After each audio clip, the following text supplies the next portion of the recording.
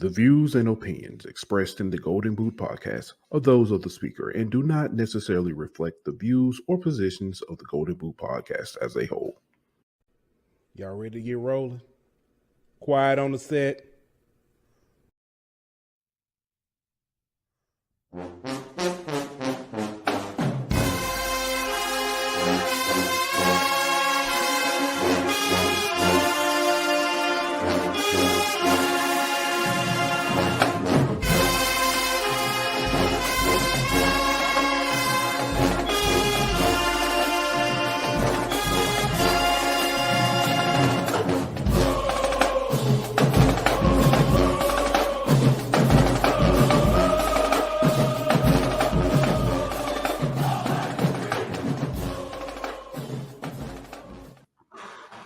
Hey, welcome back to another hot episode of HBCU Hour. It's your boy Pooh Bear.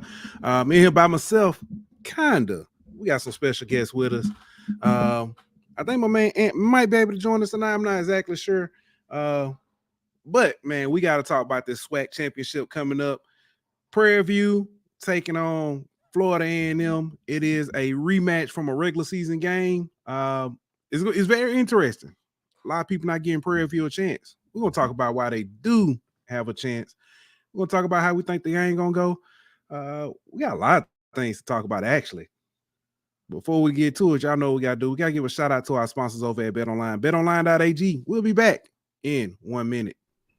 BetOnline.ag is your number one source for all your sports information, stats, news, and scores. Get the latest odds, lines, and player injury reports for this year's NBA and NHL playoffs. BetOnline is always your sports information headquarters. This season, we have you covered for all your sports wagering needs. We have everything from NBA, NFL, MLB, and NHL to golf, tennis, UFC, and boxing. BetOnline is the fastest and easiest way to get your betting info, including live betting options and your favorite casino and card games that you can play right from your home. Head on over to betonline.ag today or use your mobile device to get in on the action. Be sure to use the promo code BLEAV to receive your 50% welcome bonus on your first deposit. BetOnline, where the game starts.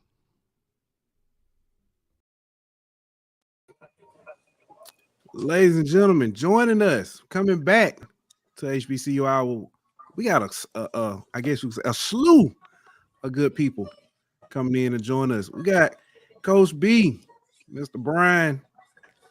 We got Big Mike, Mr. Mike Washington joining us.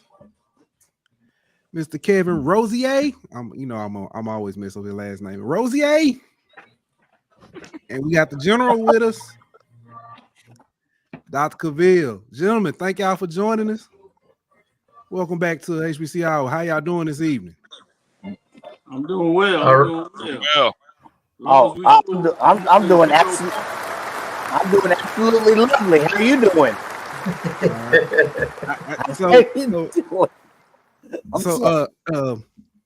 Kevin and Dr. Cavil, y'all should have been here earlier because they already started. The trash talk has started already backstage. Oh, this rap is good for some trash talking, but I got my partner Mike here, so he handling that. As long as we scored more than 0, I'm good. Mike started the trash talking, to be honest. Well,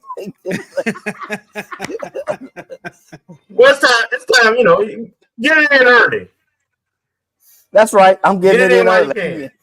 I'm getting all my shots in early. Y'all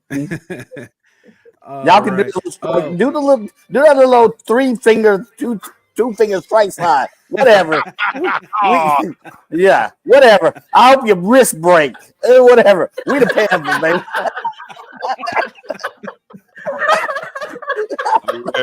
Here we go. The only people I know that do the hands like that, I ain't gonna talk about it. Exactly. You can see the gray in my. I'm old school. When you did your wrist like that back in the day, they used to say something about you. I'm just saying. Hold on. Hey, Hold on. For those of the speaker and do not necessarily. I digress. I'm playing that disclaimer. Y'all ain't getting this count. Right. Mike got him doing the disclaimer. He must be on tonight. All right, fellas. First off, it is y'all know it's an honor. We truly appreciate always having y'all on, doing shows with each and every one of y'all. I do want to start here before we get to the game. This transfer portal, it is hot. Yeah. It is heated up quickly. There have been some names that have popped in that we didn't necessarily think we were going to see. It was some that we were speculating. But Alabama State, oh my goodness. Hit hard. Keyshawn Johnson. I can't even name them all. That was the biggest name we saw. We also saw this afternoon Andrew Body from Texas Southern hopped in the portal. We've seen, I mean, just about every school who is not currently playing this weekend has had somebody drop their name. Quincy Casey from Alabama A&M. So, first off, thoughts, possible landing, spots, best situations. I'll go. Quiet now. You talked all the trash. Everybody got quiet.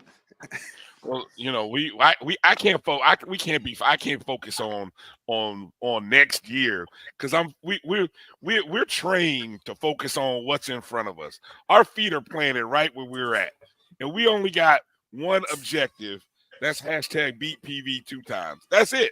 That's the only thing I'm worried about. We let our other folks worry about, the future. Everybody, all these people jumping out of the portal because they want to come to FAMU quietly, and they send in DMs to Coach Riz and Coach Simmons. That's great. We'll let them stay in the background of the DMs, and then we'll answer those on December 4th, and then again on December 18th. So that means he think Andrew Body going to FAMU. Anything Andrew Body going to, yeah. I didn't say that. I just said people sending DMs to coaches. I didn't say anything about who is and isn't. Well, I can tell you this. You can do all the prognosticating you want. You can do all of that. There's a formula that someone knows about between organic growth and that through the growth portal. All Prairie View A&M does is focus on what's in front of us as well. And remember, we started out the year, we were picked to come in 4th in the West. Where do we finish? I'm sorry. Go once, go twice, go three. We finished number 1. So all we can worry about is what's in front of us. We do have strong recruits organically in the greater Houston and greater Dallas area. That's a whole different another show. We also have portal transfers I can't get into. I'm hearing rumors or whatever. But all we can focus on is what's here and now in the year of our Lord, December 2nd, in the year of our Lord 2023, where we recome revenge on this thing called the Rattler Nation. Mike, I got one question for you. Hold on.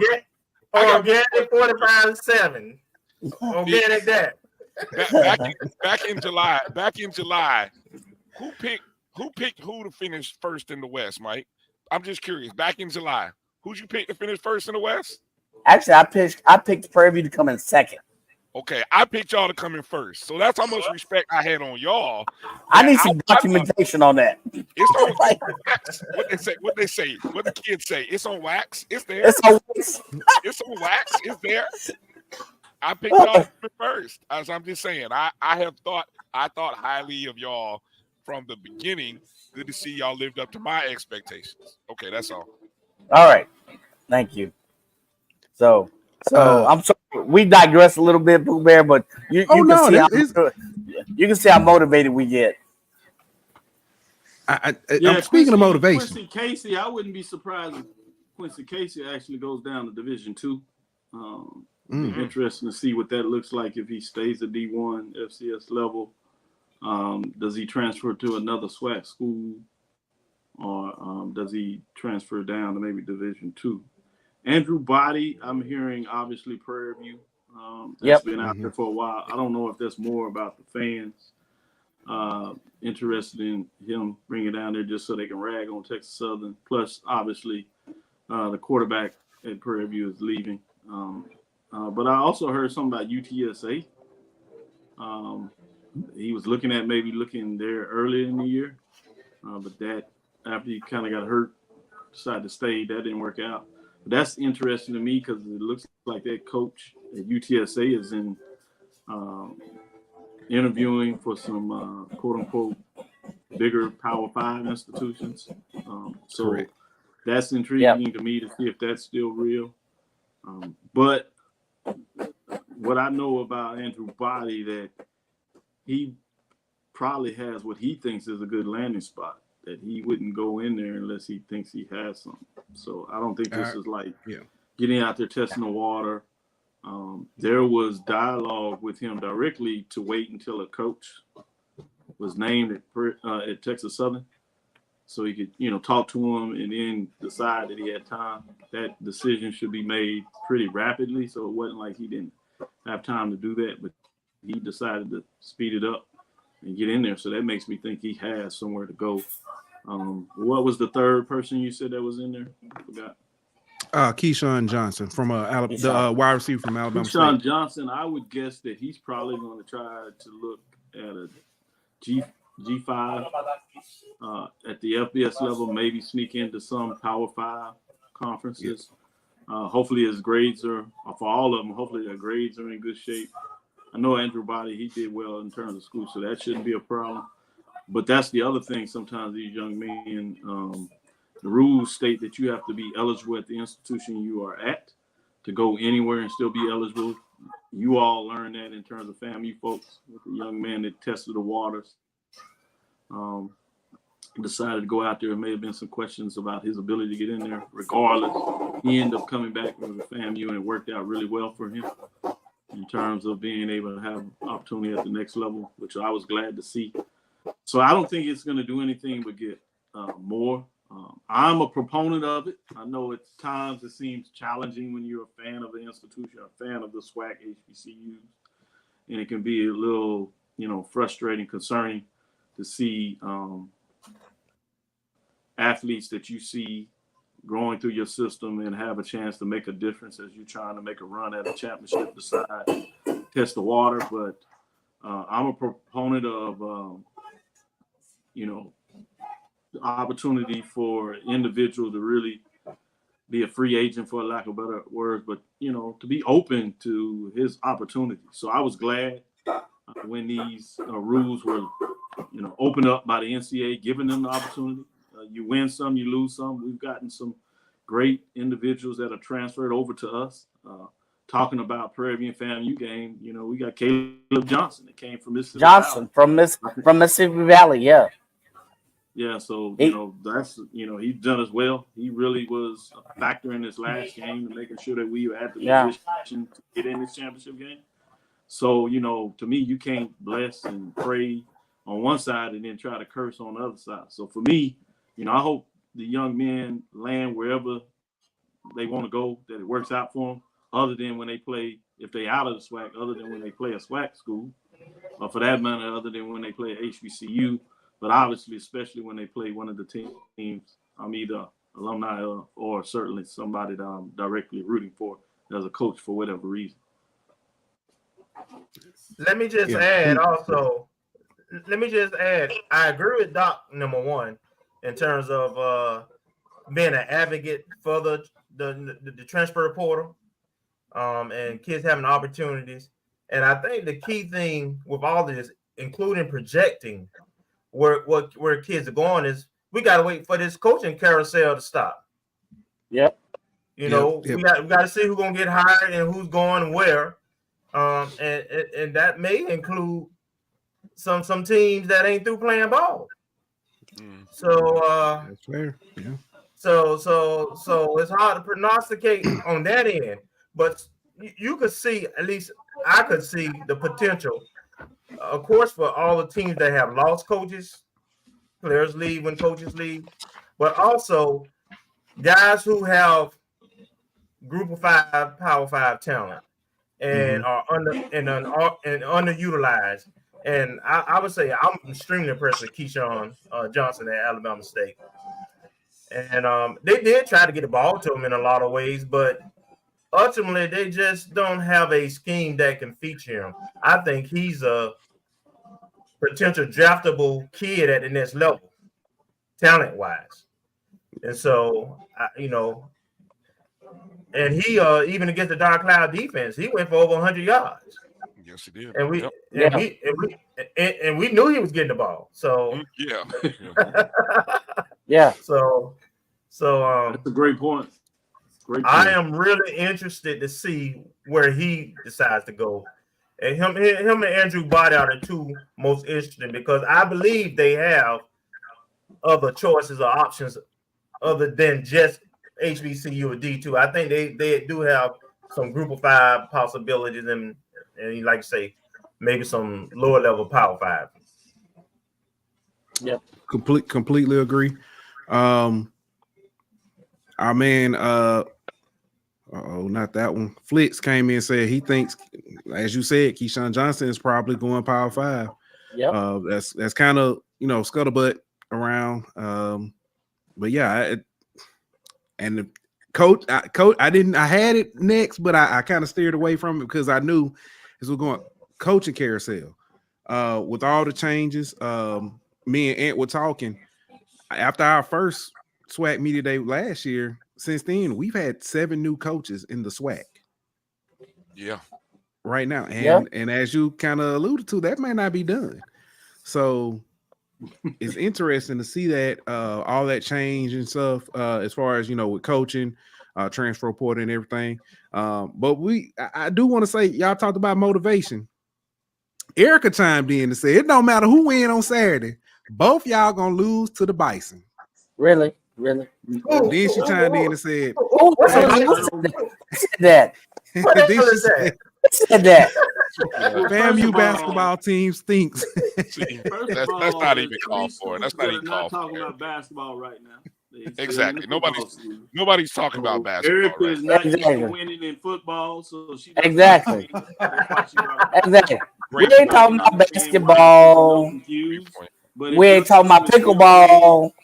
Yeah, when your team is still playing football and in the race for a championship, then you may have one eye over there, but you're quiet about basketball. You let everybody else that does that. The same ones, coaches and things of that nature. So let me help out.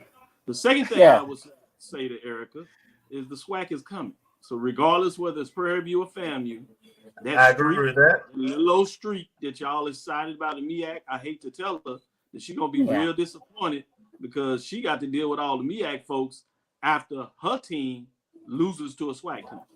Yeah. Okay, let me add to that. First of all, Howard can't even tailgate. So how you gonna talk about football? How you gonna you can't put a drone over the sidewalk and call it a tailgate. They don't even know how to do homecoming. So how you gonna talk about football? Please miss me with that. What do you call it? A car? No, that's a BET infomercial. Really, that's all it is. So don't if you can't do your homecoming, if you can't do a tailgate, don't come to me with football. Stick to whatever. So, all right, I'm sorry, I digress. Stick to basketball, stick to pickleball, whatever y'all do, whatever. Swimming. We're having a wonderful catered tailgate at the bowl. A catered tailgate. University. See, all right, whatever. I'm done. Pour and score. Come and get a plate of what? I don't know what it's gonna be a plate of, but I guarantee it's gonna be sponsored. Whatever it is, it's gonna be sponsored. It's gonna be sponsored by somebody. Food truck. Yes. And it'll be on some on BET or Tobias or whatever them stations are. All right, so let's go with the football questions. All right, so I do want to say before because we're gonna talk ball. I want to talk about how did we get here.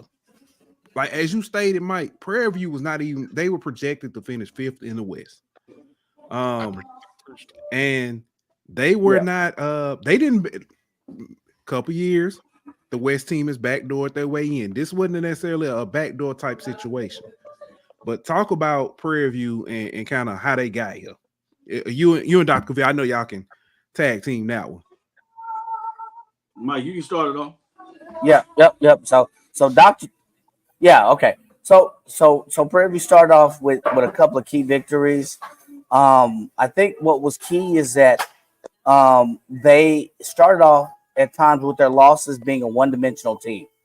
Trayvon Conley has come a long way in the last couple of years, and being able to spread the ball, you look offensively. If you look at it offensively, being able to do what they could do, passing the ball as effectively as they could running the ball, I think has helped them quite a bit. On the defensive side of the ball, if there's any kink in the armor, it has been the secondary. The linebackers and the defensive line have stepped up, especially in the last 3 or 4 games. I'm sorry, not years, 3 or 4 games. But Prairie View has stepped up. If you look at how they played Southern, how they played Alabama State, that defensive line really stepped up big. Kind of a shade different than what you saw at the beginning of the season. So if you look at, it's a tale of two seasons for Prairie View A&M University. They've had to claw their way. They've had to fight their way. The other thing is offense on the offensive side of the ball. Trayvon Conley, if you look at last year, if you look at the beginning of the year, you look at some of his passing and you look at some of the repertoire of the offensive play scheme. It's different than the 5, 8-yard, 10-yard hitch passes. There's some deep passes that Trayvon has demonstrated the ability to basically execute, and that's helped Prairie View through a couple of games. So having a balanced approach has helped Prairie View, and having a strong defense. Again, I will say that, if there's any kink in the armor, it's the secondary, but the secondary has even stepped up. If you look at that Alabama State game or the Southern game, they went from kind of the 10-yard cushions to kind of the 3-man, 4-man, man-on-man defense. So they've kind of changed their scheme. They've challenged the defense. Bubba has really challenged that squad to really step up. So that's kind of the tale for Prairie View A&M University. I could throw out some names, but that's a different show. But they've kind of changed their scheme and really approach and challenge offensively. Looked at the defense and said, how can we really challenge the other teams we're playing? So go ahead, Doc. I'm sorry. No, it's good. I agree with all that, and I would add that this is while I had concern in regards to what they could do coaching wise, is where I had them a little lower. I obviously didn't have them that low as 5th, but I did have them lower. Shout out to Jenkins.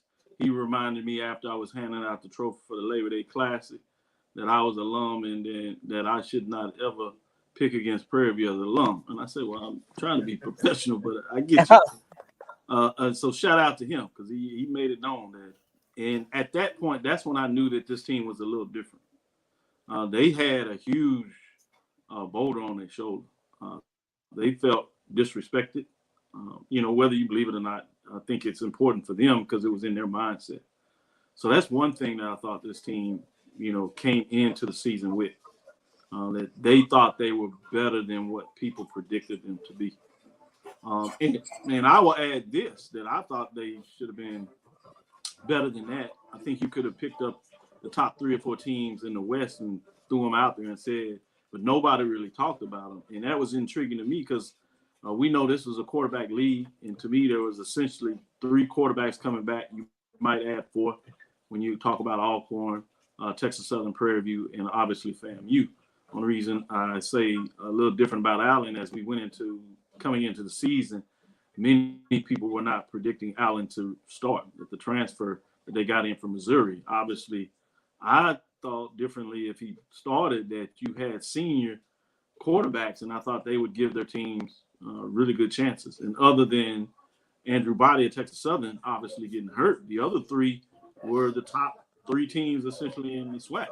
With Alcorn, Prairie View, and FAMU. So I was surprised people really did not pay attention to Prairie View in regards to at least thinking that they would be in the mix. The other thing that I would add that you talk about how do we get here is this team really talked about in the offseason and coming into the season about finishing. And if you look at what they did, to their credit, they are very good in close games. What would frustrate some folks is there's times where you be like, what the hell happened? Because they'll get blown out. And you just, whether it's FAMU the second half, obviously that Houston Baptist game was just befuddles me and others to this day. But if you think about it in terms of close games, they come out on top, coming from behind and then taking the game in terms of Labor Day Classic, Texas Southern, winning that on the field goal, obviously playing back and forth with the Braves, which many people thought was one of the teams playing really good at the end of the season, but they played solid early. They got the non-conference win against McNeese State. At home, they're really tough. Allen was playing well. Wasn't quite running the ball, as you probably think, but they were able to do it in that game. But they stayed in the game, kind of went back and forth, had a key drive to tie the game, take the lead late. Credit to Alcorn. They came back and did stuff, and then they win it on a 50-yard field goal in regards to that game. Obviously, going down the stretch, other than Pine Bluff, the other two games were close. They went on the road to Baton Rouge. Anybody here that's followed the SWAC or followed Southern just in general in terms of HBCU, you know it is a challenge to go down there in the Bluff and win. You don't win down there. And if you find a way to keep it close, many people question all the time about calls you might get down there. The game was close and got some tough calls, but they still found a way, got out of there with the victory. It was so bad in terms of what it did with the blow. Some people believe that the game that Dooley got the job at Southern was coming to Southern with Prairie View team and winning their game and really beating them up. Then obviously, unfortunately for him, many people believe his final straw, if you would, was losing to Prairie View in there, which is just the irony of irony. But with that said, that just gave them more confidence, right? And then they come in with, many people did not think they were going to do it at Alabama State. And to their credit, at home, they get it done, particularly when you think about Alabama State defense. And they played the style of game is the type of game that Alabama State tends to be able to win. They played that style of game and got it done. Again, another close game, low scoring. So one thing I say of how Prairie View got here, if you can kind of finalize it, is the maturity. It's a lot of seniors on this team. Even the transfers have been there. Some of them came in this year, but most of them that transferred in there for their second year.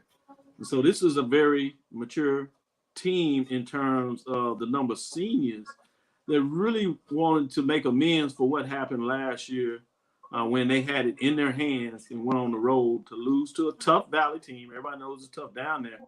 But obviously, in general, you expected Prairie View to be able to win and get that done against Mississippi Valley. They did not. And they came back this year determined to right the ship and, i.e., finish, which has been one of the things they talked about. So for the Prairie View side, along with what Mike said with the many players, I think what you can credit Prairie View getting here is their ability to finish and win in close games.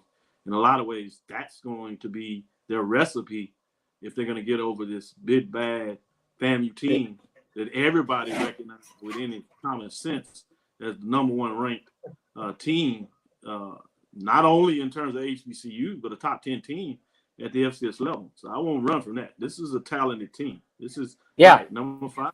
And they did it without question. They were like top 25. They just kept winning and playing solid games, and they moved all the way up in the top 10 and 9, 7, and now top 5, which they deserve. So it's going to be the recipe. And I say this not saying that I believe in anybody in their right mind that FAMU should be favored for this game, but because I had Bryan and AD on along with Charles on, we really wanted to do it from a media perspective and said, what is the recipe? What would have to happen for Prairie View to win that game? And they did an excellent job of talking about it. And I just gave the examples. They have to find a way to keep this game close.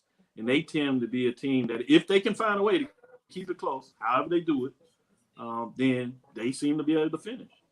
The one thing I'd like to add is special teams. There's been a couple of games that Prairie View has won on the leg of a kicker, Vita Gomez, and the other kicker from Prairie View A&M.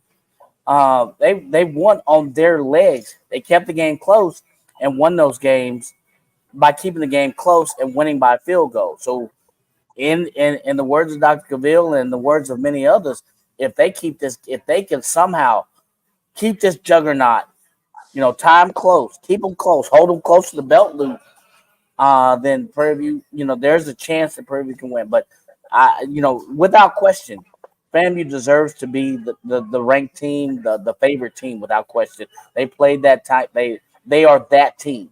But there's rain scheduled for tomorrow, which makes it kind of changes the complex of the game. It favors a closer game. It favors a game that is more so geared toward running. Something that favors Prairie View A&M. If you look at their offensive scheme, it's 67, 68% running and the rest throwing unless they have to. So there are factors to consider, but without question, FAMU is the favorite. But there are factors to consider that would make it a closer game. Talked about disrespect. I know when we had at Media Day, Ahmad and Keyshawn, that was the first thing they said. They said everybody counting us out. Be on the lookout. That was like the first thing that they said when we started talking to them. So that's definitely I know that's on their mind. And ask this question: how much does the first matchup factor into this game? Even the coaches said don't factor in all. I mean, for us fans, and which is supposed to, and even for us media pundits, it factors in because that's what we last seen, what we looked at. We can't help but look at that game. And then you add on what you've seen again, what has Prairie View done this year. Although they've won those close games, there's other games where they've been simply blown out, which include the game against FAMU. And so when you look at all that, that game is one that looks like it, but both Coach Willie Simmons and Coach Bubba McDowell said it means absolutely zero. I like what Coach Simmons said in terms of going into this match. They tend to analyze a team for the last 3 games, which you do coaching-wise. And you take and look at what they are able to do successful. And if you really look at football, teams change. Sometimes it's due to injury. Sometimes it's finding out a couple of things that work, mixing it up because they hadn't been successful to see what can they do to be more successful. And so obviously winning your last 3 games, that means you've done some things successful. FAMU is going in there coaching, breaking down the film and saying, all right, what have they been successful at lately? And then they're going to gear their defense a top, number 1 defense in the SWAC. I don't understand what them folks at Alabama said. That's that state said. That's great defense. But this is the number 1 defense in the SWAC. And one of the top defenses is FCS.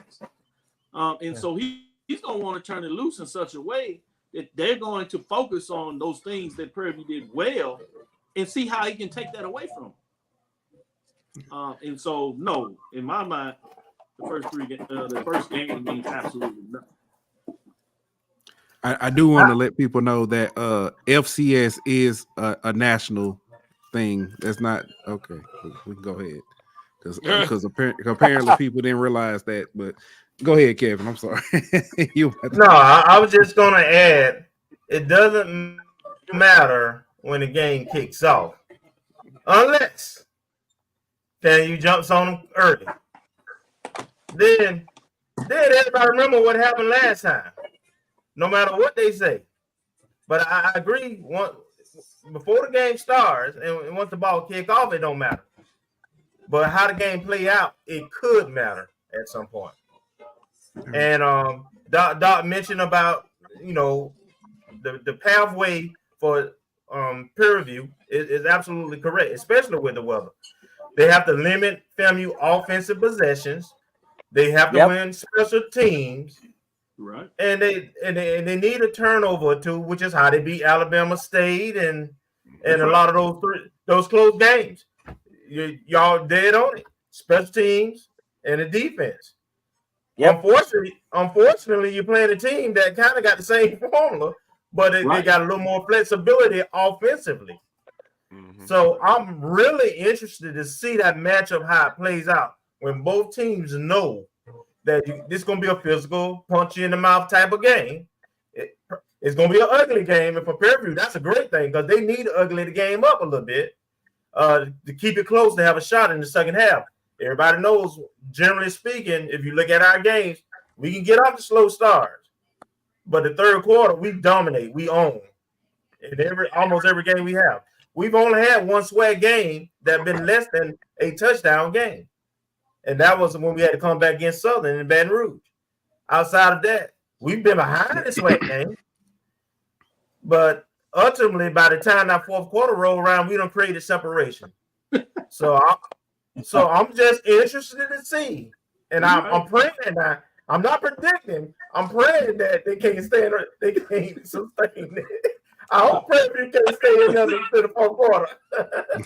I like that, Kevin. And one thing I will add this before Bryan jumps in and says his thing, and Mike will appreciate this from a different perspective.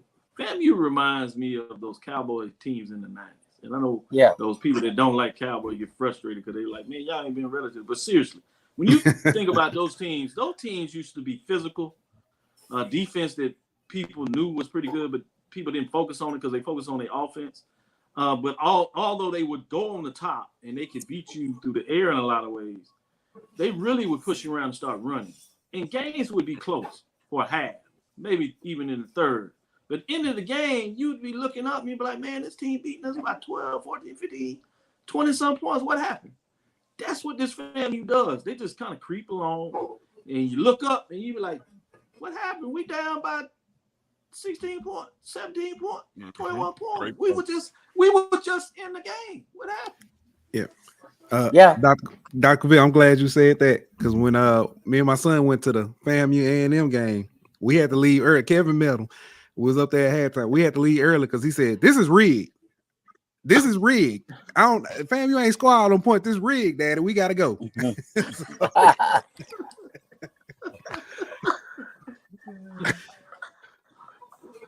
Go ahead, Ms. Bryan. Go ahead, Bryan. Get in there. Well, look, hey, you guys have hit on a lot of the points that I have about this. Kelvin talked about getting off to the early start. So I mean, the one thing that I think may be an advantage for Prairie View, them coming to Tallahassee during homecoming. That is the only in terms of an atmosphere. Now, the rain and the weather may take away from what the atmosphere around Bragg may be. Especially, hopefully, that distraction committee. Yes. So they have already experienced the distraction committee, all the things that go around with homecoming. So it's not like they're coming into Tallahassee like, ooh. Oh yeah, see they're used to that, so they're going to actually come in purely focused on ball. So yes, that is the one advantage I think that for Prairie View, that unlike other teams when they come to Bragg, that will be a plus for them that they can really just lock in to football. Hey, can we call in Billy Nix? Can we call in special Billy Nix? We're going to call a Billy Nix special.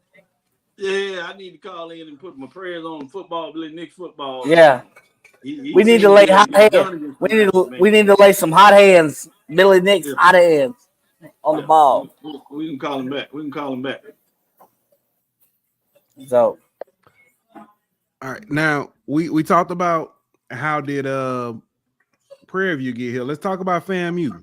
Started off, they were predicted to win the East. They were predicted to win the SWAC period from the jump. So the road to actually get over the hump, the Jackson State hump, and finish the season out. Mm-hmm. How did they get here? Yeah, this started the opening kickoff of the Orange Blossom Classic. I'm sorry. That's good. When that ball got returned 90-something yards to the house on the opening kickoff of the season, I can't recall another team that a championship team that can say that's how our season started. I mean, dealing with all the stuff we had to deal with for 2.5 years with Jackson State, and to know that you can come off on the opening kickoff, take it to the house, and it was like, okay, yo, here we are, let's go. And then we just kept punching them in the mouth to the point where they were, just bloody red going in halftime. And it just kept rolling from there. I mean, that's how we got there. Everyone knew going in this was going to be a high-level defense, and it had been built that way. And we on paper, we thought it was going to be better than the defense from 2 years ago. It has lived up to the expectation of being better than 2 years ago. So yeah, I mean, that's how we got here. This is what we've expected. We expected to be here. We expected to be hosting. Prairie View's in our way to where we want to be, and that's just one more stop on the way to Atlanta. And I'll add to that. This is a very experienced team. We have over 40 plus grad students, redshirt seniors. So we have a third of our roster are seniors and above. Mm-hmm. And most of them, just like Prairie View, are not transfers in this year. Most of them have been with the program at least 2 years. We have about 5-year guys, and maybe another 5-6-year guys on this squad. So the other thing I think that's important to point out with FAMU is this team is not flappable. Some folks say that they play up to talent and down to talent. What I say is this: they play in spurts. Defensively, most of the time, outside of the Texas Southern game, they've been fairly consistent. They come to play all the time. But offensively, we played in spurts. We'll mess around for about a quarter and a half, and then all of a sudden we done scored 3 or 4 touchdowns. We done did it almost every game. Mm-hmm. Where we hit that spurt where we score like 3 touchdowns in a row. We just get and part of that may be the inconsistency in terms of our passing game and running game. Sometimes, we haven't had both of them on at the same time very often. Mm-hmm. It's usually one or the other. But the good thing is we can rely on both. We can run if we need to rely on the run game, and we can pass if we need to rely on the pass game. Right. We just, man, I don't know what I'd do if I could see this team put together 4 quarters. Give me 3 quarters of what they're capable of. But even with that, I have to go back and emphasize. Regardless, we've been challenged, we've been behind. I mean, Texas Southern jumped on us 14-0 and missed the field goal from going 17-0 on us. And really, by the end of the first quarter. Yep. It was 14-7 and a half. Yeah, so, and the only reason 14-7 because we hit the bomb with about a minute left. Yeah, exactly. So this team just responds. That's what I would say. Not that they necessarily play up or down to who they playing, but you get their attention, and once you get their attention, they respond. And that's what I do like about this team. Yeah. With that being said, biggest concern for FAMU going into this game, because Ant brings this question up. He says FAMU has all the pressure on them. If PV can keep it close, will FAMU start feeling the pressure? So I guess my question, biggest concern for FAMU going into this game.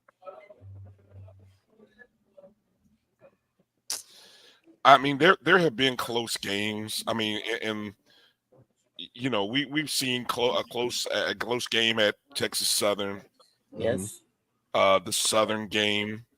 But I'll be honest, even in those situations, guys, I don't look at what the other team was doing as if they were doing something so well against us that it had me nervous. If that makes sense. Like I was watching the Southern game, for example. We were really dominant up front. Southern really had about 3 or 4 big plays. And so minus those 3 or 4 big plays, I kept saying to myself, okay, don't, once this team figures it out that, hey, okay, let's just stay steady. Let's not overreach. Because really, we're the more dominant line. We play and miss a tackle, all of a sudden the guy breaks off a 40-yard run. So it's like in these moments, whether it be that game, Texas Southern, even Alabama A&M, they got out to a 21 point lead. 17. It's been 21 and 17, yeah. It's been moments in about 3 or 4 SWAC games. I'll even say, hey, Valley, we didn't blow out Valley like everybody thought we would, right? There's always been something, but nobody has really shown me that they are on the same platform with us. And I'm gonna say it like I said, when you have an A+ defense, an A+ defense shows up at the right time. And we got an A+ defense. So if your offense is having a C day or even a B day, that defense is going to cover you. And so that particular game when we played Prairie View, we actually had an A game. We had few penalties, probably one of our cleanest games. It was. So that was an A day against Prairie View the first time. And so that's why we won that game 45-7. So I hate to say it, if Prairie View catches us with another A day on both sides of the ball, God knows what that score might be. I guess I would add, if you look at that Southern game, if you look at the Texas, I think the key lays around Musa.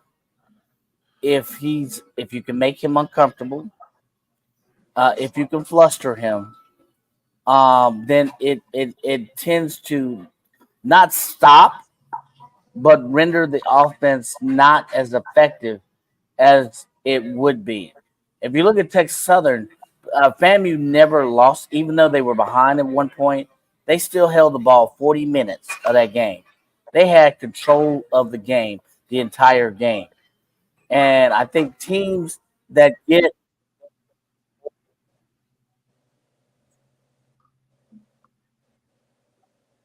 I think we lost Mike. Did we lose Mike? Yeah. Go ahead. We hear you. Go ahead. Yeah. Teams that strike the first blow against FAMU and can maintain that discipline for the whole entire game, then I think you can see more of a positive effect. Good luck and brag, though. Good luck and brag. All that breakdown analysis, I ain't got no problem with it. Except for one thing. We don't lose and brag, baby. It's a real thing. The players believe it. The coaches believe it. The fans believe it. And we haven't lost in, 5-6 years in brag? So, I agree. There's no argument there. The reason why FAMU don't lose and brag is one, they're good, right? They're good. Let's make sure that we unequivocally put that out there. When we're talking about ways that Prairie can get it done or FAMU won't be successful, it's not because you're not acknowledging them being good. This is just right.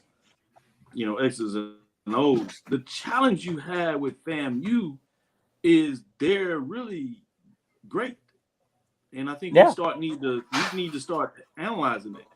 So even when they're good, they are a challenge. Right? This team is about to do some things that doesn't happen regularly across FCS period, right? They're about to do something that hadn't been done in FAMU in a while. You don't do that because you're just a good team. You are a great team. Now you got to finish, right? And that's all we're waiting for is, can they finish?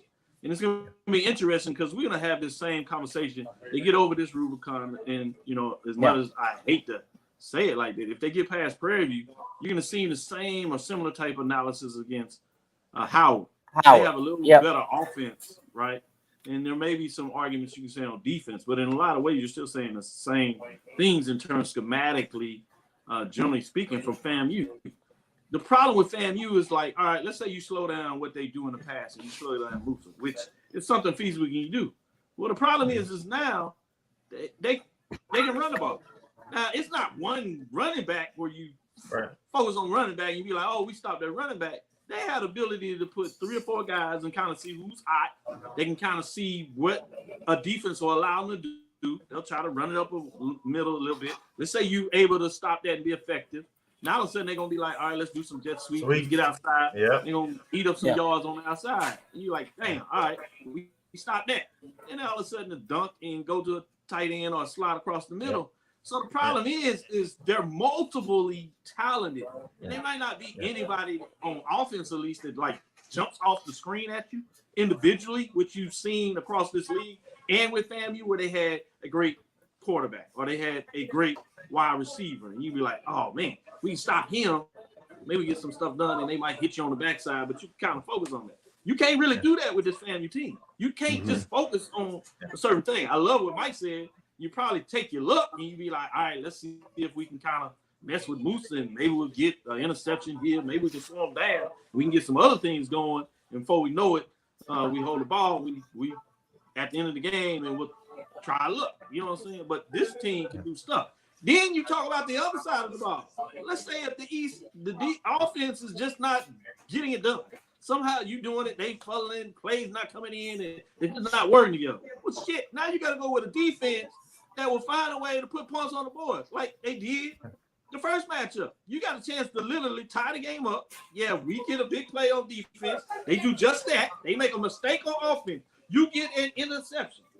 After they jump a 4-0, and they be like, all right, they think they got it. Prairie View says, oh, shit, we're going to try to play some football now. They get down there and they score a touchdown.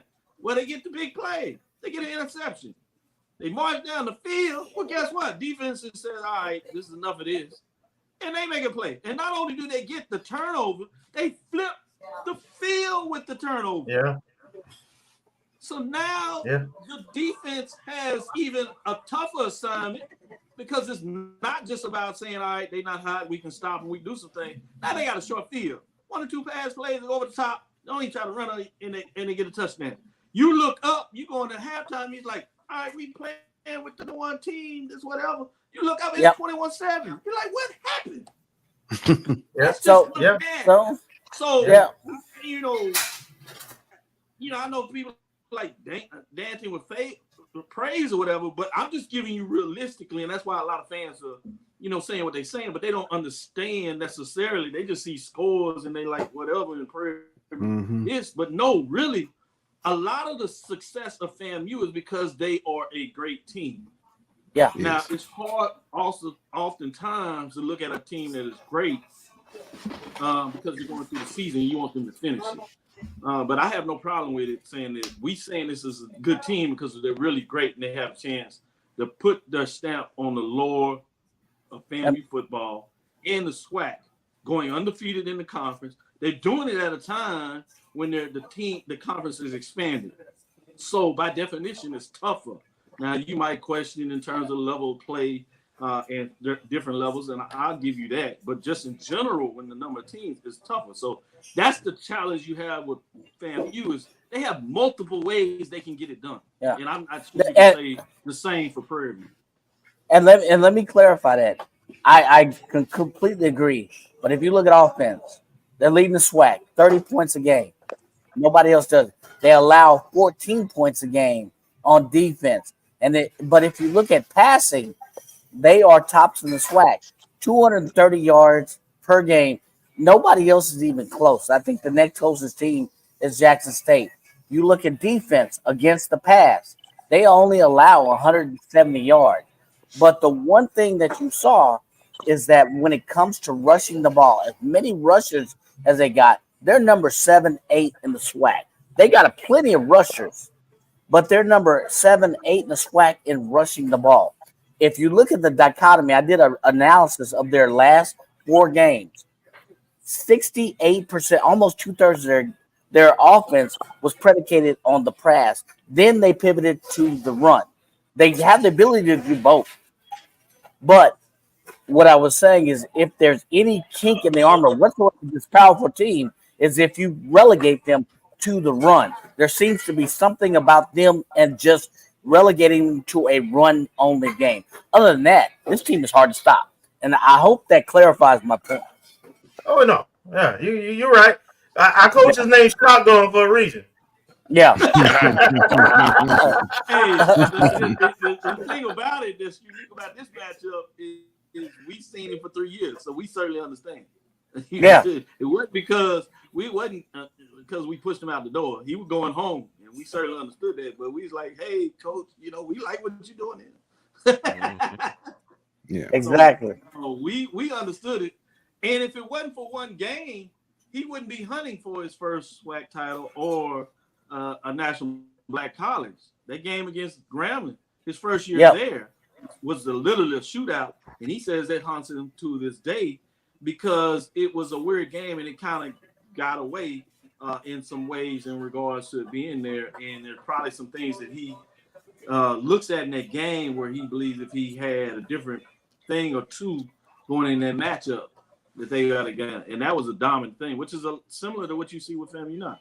It was dominant with a lot of seniors, a lot of players, and they were multiple. I mean, they could pass the ball with a quarterback, and then they had a big guy that came in there that would run when everybody started having a big back in the backfield and come in and run short yardage, 2-3 goal line, and you couldn't stop it. You couldn't stop it. You think what they're doing with Philadelphia is nice now. They were doing that with the running back getting in the shotgun, and you could not stop that team. They would score, and they put up a lot of points.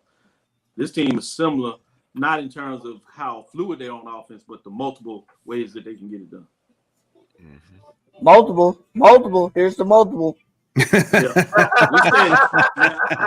that's enough about celebrating FAMU. Now we have to talk about how we kick their ass. Yeah, that's. I don't give a damn about them broken arms and snake pits and all that kind of stuff. That's what I'm talking about, Dr. Cavil. That's why I was going with it. We're gonna go look at the distraction committee, and we gonna make sure that y'all understand that Prairie View gonna be represented. We're gonna be there. We're gonna do what we do. Yeah. So, Dr. Cavil, Dr. Cavil and Mike, we know the challenge that Prairie View faces, and of course, I know the answer to this technically is a win. But best case scenario for Prairie View, what can we look for?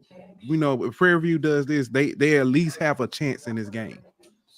Well, as we said keep it close. But in the big picture, what Prairie View needs to do is so it can get to the consistent level of winning 8-9 games is they got to find a way to look good in playing this game because it's going to help in the offseason in terms of recruiting.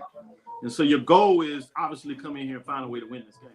But besides that, in terms of that matchup, is how do you put yourself in a position that you're building a program and you can move from being a winning program instead of just being 6 and 7 wins is to where you start to get to 8, 9, 10 wins consistently. And you look at playing the game at home in terms of the championship in the next year or two.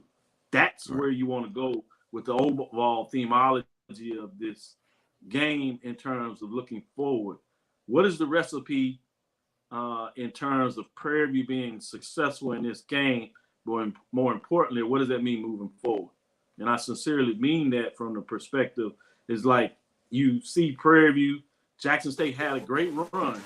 But if you look at the last decade, the next best team in the SWAC has been Prairie View in terms of its consistency.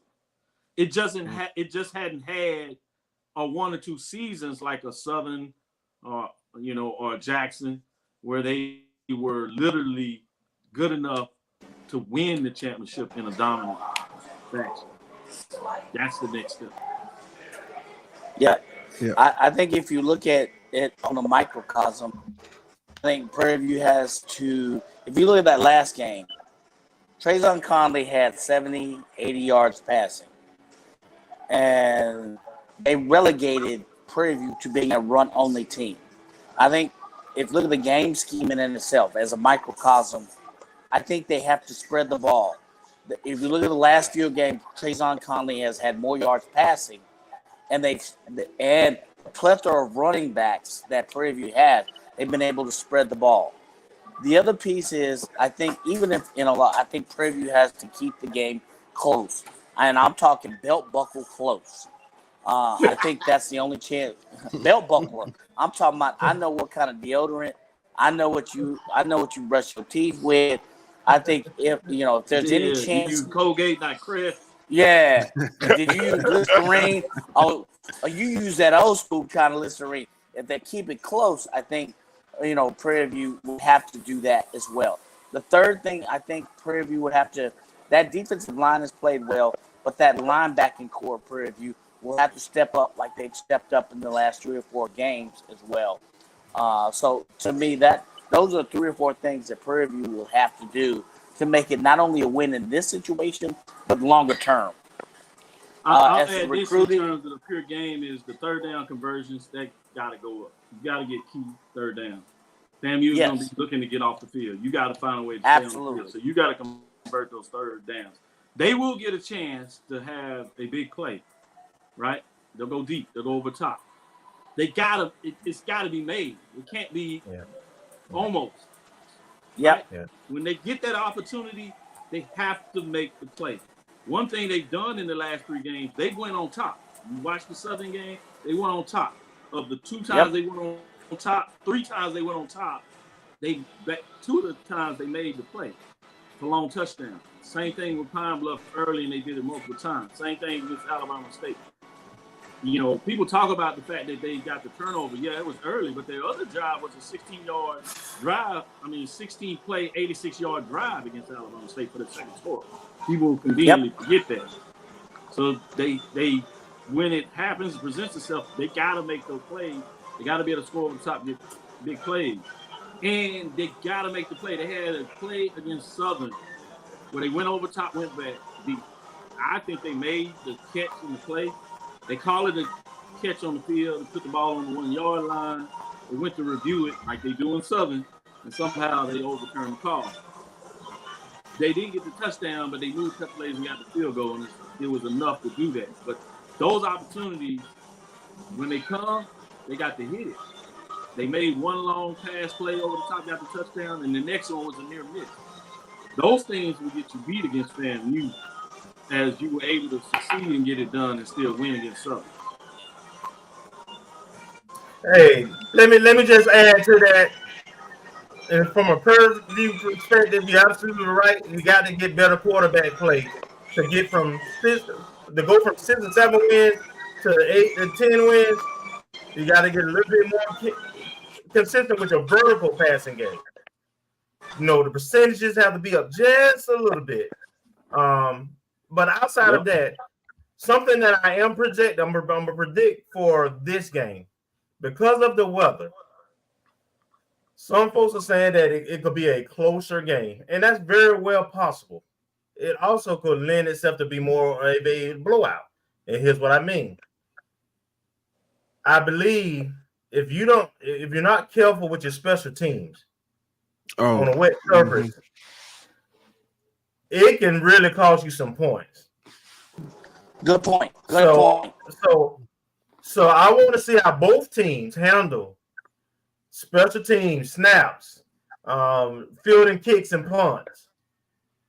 The things that should be routine aren't necessarily routine when you add the pressure of a championship game and bad weather on a turf field.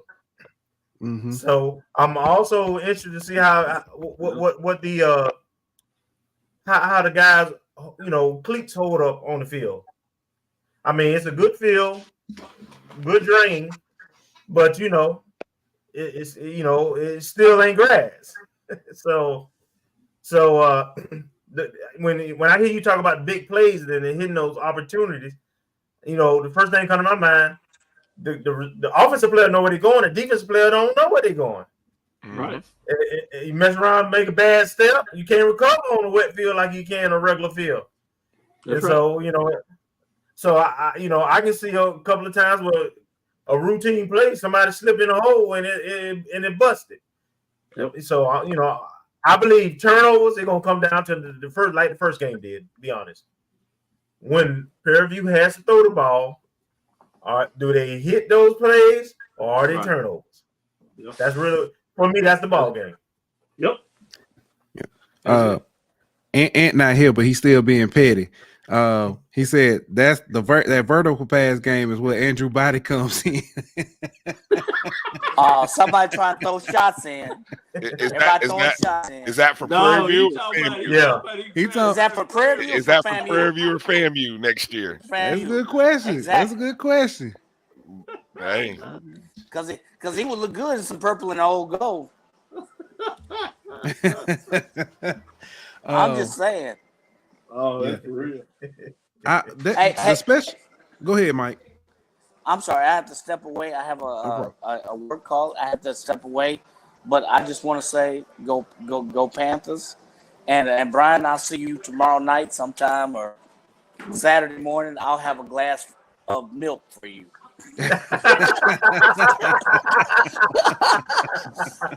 I'm keeping it radio friendly. Yes, safe travels, Mike. Be well. We'll see you in Tallahassee. Hey, he gonna put some vodka in that milk. Exactly. Lord have mercy. Hey, go take your work call. Exactly, work call. That's what we're gonna call it from here on out. Work call. There it is. I got it. I gotta take a work call while he working. Everybody. Yeah. I told you we hustling the wrong way, Doc. I said it before. I gotta hustle like Mike Washington. I gotta figure out how to do it. 100% correct on that. I gotta hustle like Mike Washington. Yeah, that's he. Kevin, you brought up special teams. That's a huge advantage for FAMU. I mentioned the A&M game. We saw in that game, it was the score. It was what 17-0 before we knew it because a 2 block punts. With this weather. That's why I brought it up. If you slow down just if you are a half second slower trying to field, you know what I'm saying, to punt or to kick a field goal or whatever, that comes into play big time. I don't want to do predictions because I think everybody kind of have a feeling about how that's gonna go, or at least But let me ask this. Because it's a new element to the. I mean, it's an element that's always been there, but it's a kind of a new element this year that kind of settle. 5th quarter. What we think about? That's interesting. Is it going to be the March 100? How does that work in the championship game? I think it's already championship game. I think it's already settled as far as the participants for the band of the year. Is that correct, Dr. Cavil? They've already got those participants selected. Done, but the marching sport poll for Dr. Cavil's Inside HBC Sports Lab is not done. And so that is a separate one in this crown, and it's about matchups. So FAMU didn't have a lot of matchups early, but they had the LAC matchup, obviously, going up to Alabama A&M. They won that one. They came back in the Florida Classic at Bethune-Cookman, so they won that matchup. So they jumped up into the poll rankings in terms of the 5 slot. And because they made it to the SWAC Championship, they have another matchup against the Marching Storm. I think that is going to be a great matchup. People don't realize that the former director of the Storm, where they really kind of took the next step of evolution, where a lot of people, when they started to see the Storm, really got excited and be like, man, where is Bannon? A lot of that was attributed to George Edwards in terms of him and what he learned and did at FAMU as part of the Marching 100 and brought it over there quietly, revitalizing that program, right? In a lot of ways. Yep. So now they have a new director. The Storm does some new things, but the pride that comes along with folks in this area, in the Southwest region, Texas Southern has kind of emerged, obviously moving over, getting Johnson that came from Southern and what they've done that. But for the longest, Prairie View has dominated that. Texas, which is a huge state, Oklahoma, going west, right? Prairie View is that HBCU band that people recognize. So as much as you think about FAMU in that area, and to what folks there think about nationally, that is what you see with Prairie View. So I think that's going to be a fascinating matchup in terms of the intro coming in is what they do for the championship. You'll have a halftime show that will be featured. That'll be fast, and they will let them do fifth quarter. Obviously, the rain, it'll be interesting to see how that factors in this with the woodwinds and how much they'll be able to play in terms of just maybe having the brass. But in terms of them focused, Prairie View had made the top 5, even if you're going by the major division rankings of Division I, in terms of them meeting all the metrics. And as much as you talk about FAMU getting the matchups in terms of my rankings and getting up in there, in terms of the HBCU rankings, Prairie View had a similar type of rise in terms of being number 2 in November in the overall rankings and number 5 in terms of the final one that combined September, October, and November. So I think FAMU, in terms of them not really seeing Prairie View, they're going to be surprised and excited about seeing what Prairie View, obviously their fandom is for the 100, should be there. But they're going to be pleasantly surprised and be like, oh, Prairie View this is good. This is nice. And the fans will be electric about that. And so I think the post-game fifth quarter matchup will be one that will be legendary in itself. Yeah. And it will go a long way in terms of the marching sport for Dr. Cavill's, what that goes in. And again, the thing is one of these bands is going to get a chance to have another matchup. And no disrespect to, maybe I do mean disrespect to the Showtime band of Howard. Either one of these teams are going to wipe the floor with them. So that means literally somebody is going to be on a 3-4 band marching sport victory to close out the season, which is significant. Yeah. And answered the question. He said this game, that's what this game is for, the winner gets Andrew Body services. The Andrew Body Bowl. There you go. Yeah. Well, fellas, I don't even want to. I'm excited about the game. I hate I can't be there this year. I'm excited. I'm looking forward to it. I guess we can go around closing thoughts on the game or what to expect. So I guess we can go clockwise. And Coach B, I'll let you go first. Well, I predicted earlier today a final score 31-14.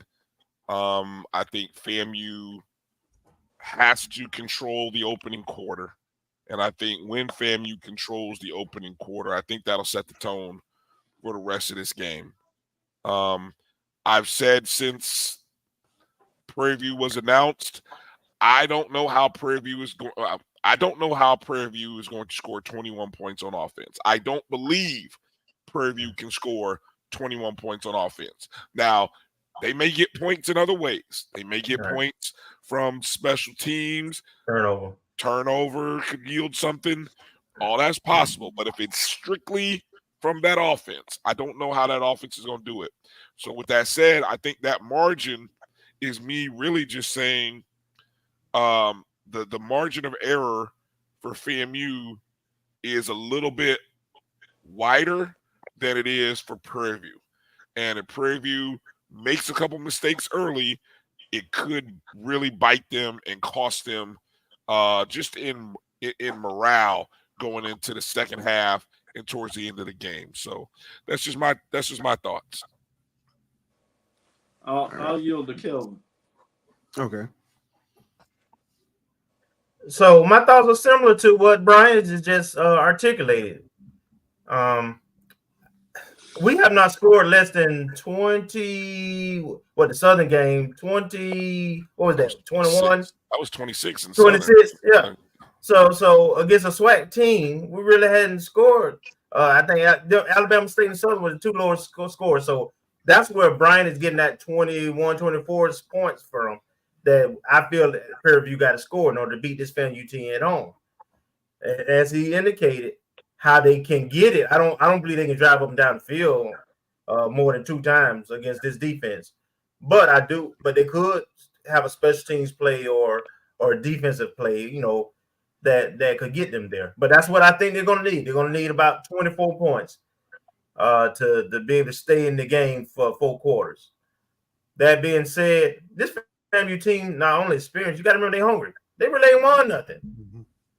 And the fan base, is going to be there, and they have expectations. I mean, I myself have hotel in Atlanta already. I predicted this team. To win the SWAC, to win the East, the SWAC Championship, and the Celebration Bowl. And I have seen nothing that would make me shy away from that. I do think the effort will be good from Prairie View.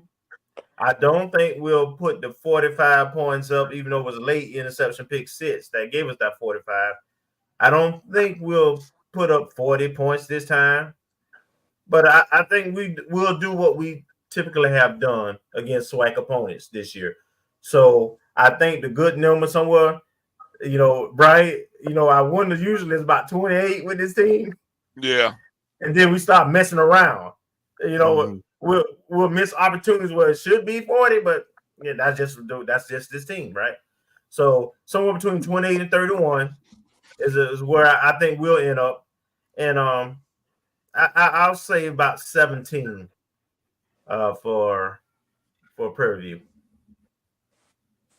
Unfortunately, I have to agree Dr. with both Cavil? of these gentlemen. Yeah, unfortunately, I have to agree with both of these gentlemen in regards to seeing this. But let me say this. Game close, Prairie View wins. Game close, Prairie View wins. Blowout is obviously FAMU, and I think what you're going to find out is going to be somewhere in the middle. I think FAMU fans are not going to be able to party early in this matchup. They're not going to be able to party in regards to it being a blowout going away in the third quarter. But I do think it's going to really come down in a medium where it's not going to be close, but it's not going to be a blowout. It's going to be an entertaining game, kind of going either way. Prairie View is going to either be leading or staying with it, and then FAMU finds a way to get it done and kind of pulls away late where they're comfortable, but it's not going to be a large margin in terms of the victory. It's the way I see that.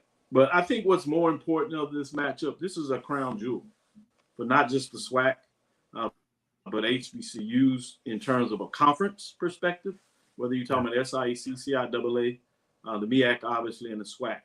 This is the sporting HBCU diaspora that you heard me coin. This is the HBCU sports culture. I think with FAMU joining the SWAC, while I would much rather have this game in Prairie View, I think it's rightfully where it needs to be in terms of Tallahassee being on the campus, in terms of what they did this season and what they have brought to the SWAC coming in and joining the SWAC 3 years ago now.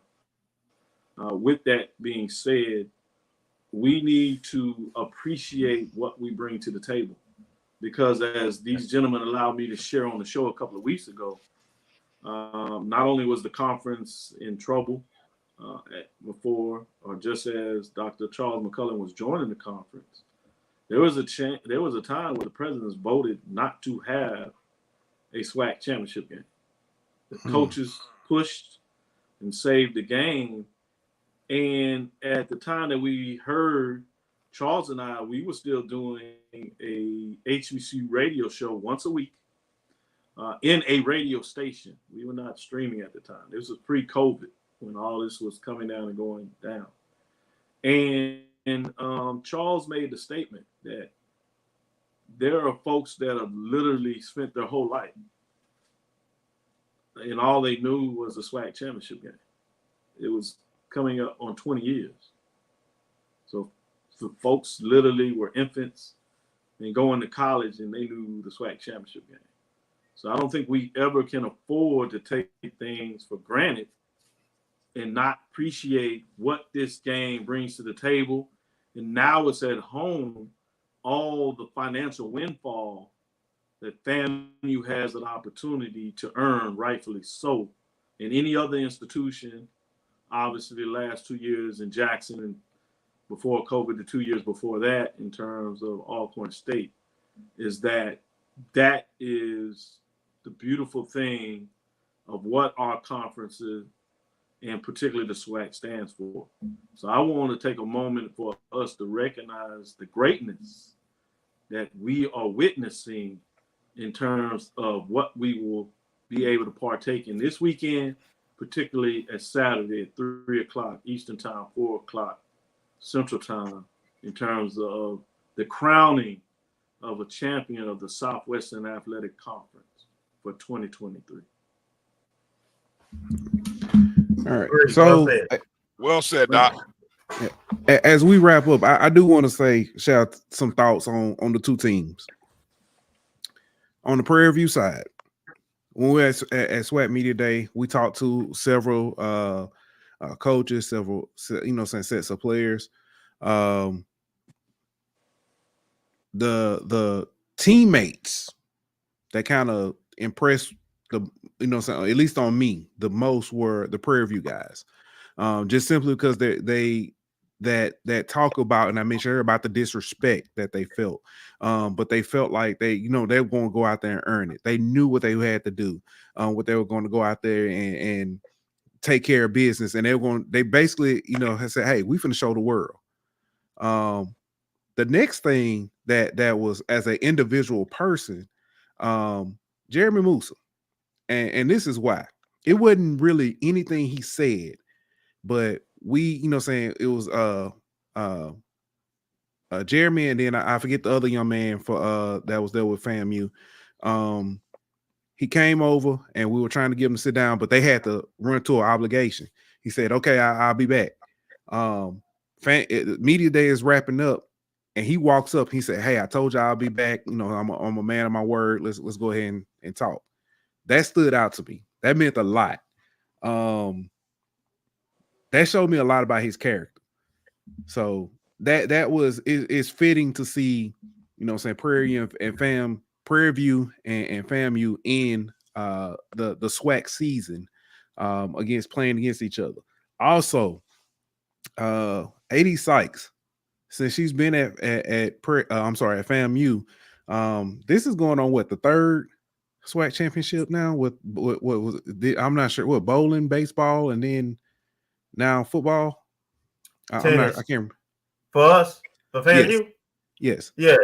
So tennis, baseball, okay. Cross country. Okay.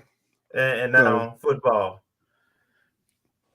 And volleyball last year.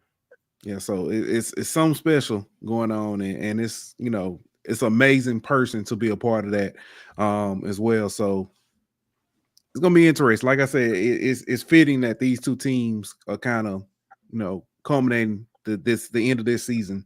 So gentlemen, I want to thank y'all. You Go got ahead. the school Prairie View that was one of the members that founded the conference in 1920. Correct. And you got FAMU, one of the newest members, the first of the expansion to where we are 12. So you're right when you look at the beginning to where we are now, historic. Hey, one thing we know for sure, A&M gonna win.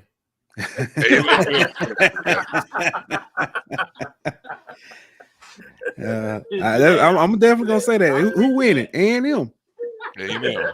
I'm focused to God to that victory. I'm gonna win one way or the other. All right, gentlemen.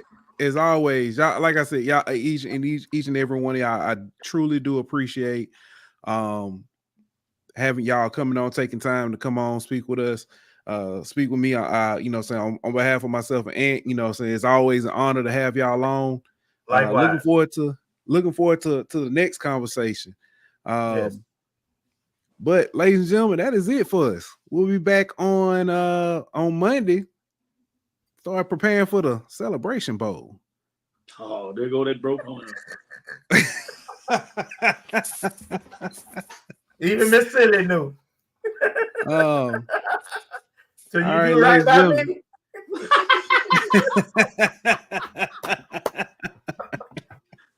That's what y'all need to tell us to me at. Oh, Shots fired. Shots fired. We did. Hey, we did. That's why we SWAC.